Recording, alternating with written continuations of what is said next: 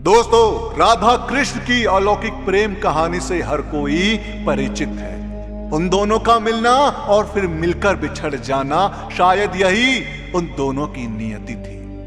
पौराणिक कथाओं में कृष्ण को रास लीला करते दर्शाया गया है। उन्हें एक प्रेमी और कुशल कूटनीतिज्ञ के रूप में प्रदर्शित किया गया है। वहीं राधा को हर समय कृष्ण के प्रेम में डूबी हुई प्रेमिका के तौर पर वर्णित किया गया है। राधा और कृष्ण की प्रेम कहानी बचपन में ही शुरू हो गई थी।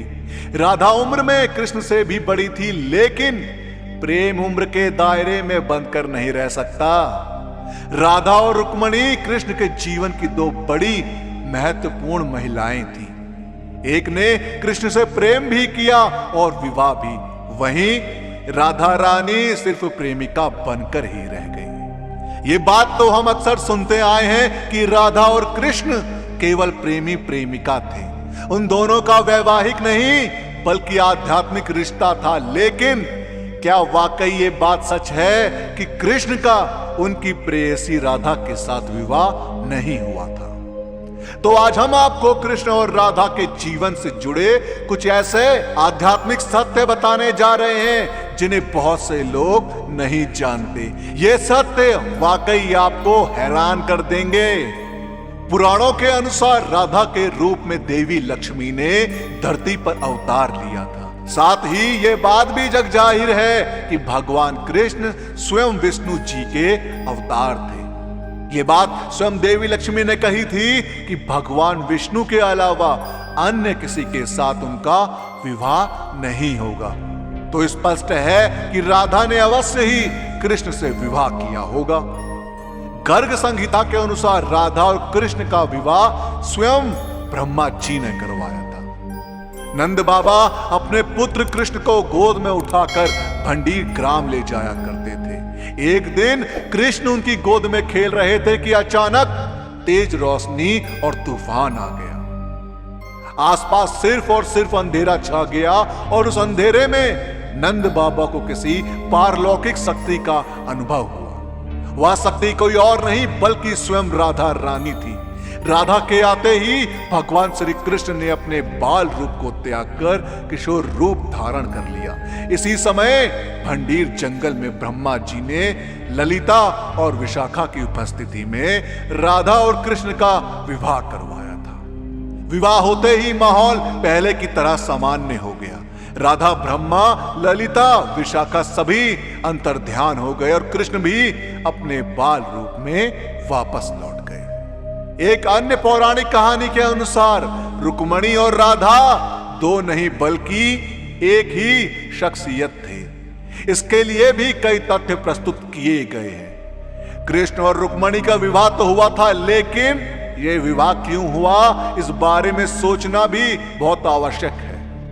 कथाओं के अनुसार जिस तरह राधा बचपन से ही कृष्ण को अपना जीवन साथी बनाना चाहती थी, कुछ वैसे ही रुक्मणी भी कृष्ण के साथ विवाह के सपने देखती थी। परंतु रुक्मणी के भाई शिशुपाल के साथ विवाह संबंध तय कर चुके थे। रुक्मणी ने अपने भाई से कह भी दिया था कि अगर उनका विवाह कृष्ण के अलावा किसी अन्य व्यक्ति से करने की कोशिश की गई तो वह अपनी जान दे देंगे। कृष्ण ना तो रुक्मणी से कभी मिले थे, ना ही उन्हें जानते थे। अचानक कैसे वे उनसे विवाह करने पहुंच गए? कृष्ण के इस कदम ने ही यह संदेह उत्पन्न किया कि रुक्मणी और राधा एक ही थी। यहां रुक्मणी को राधा का ही आध्यात्मिक अवतार माना गया है। शायद यही वजह है कि जब राधा का नाम आता है तो वहां रुक्मणी नहीं होती, और जहां रुक्मणी का नाम आता है वहां राधा नहीं होती। परंतु राधा और कृष्ण के विवाह से अलग एक अन्य कहानी यह बताती है कि राधा का विवाह कृष्ण से नहीं बल्कि अभिमन्यु से हुआ था। एक पौराणिक कहानी के अनुसार जटिला नामक की एक गोपी जावत गांव में रहती थी। योग माया के कहने पर जटिला के पुत्र अभिमन्यु का विवाह राधा के साथ संपन्न हुआ था, लेकिन योग माया के ही प्रभाव की वजह से अभिमन्यु कभी अपनी पत्नी राधा को छू तक नहीं पाया था। दरअसल अभिमन्यु अपने दैनिक कार्यों में अत्यधिक व्यस्त रहता था और शर्म के कारण कभी अपनी पत्नी से बात नहीं कर पाता था। राधा और श्री कृष्ण ने प्रेम नहीं किया था, उनके बीच आध्यात्मिक रिश्ता था। उनका प्रेम अमर था, यानी दुनियावी प्रेम से ऊपर सर्वोच्च प्रेम था राधा और श्री कृष्ण का।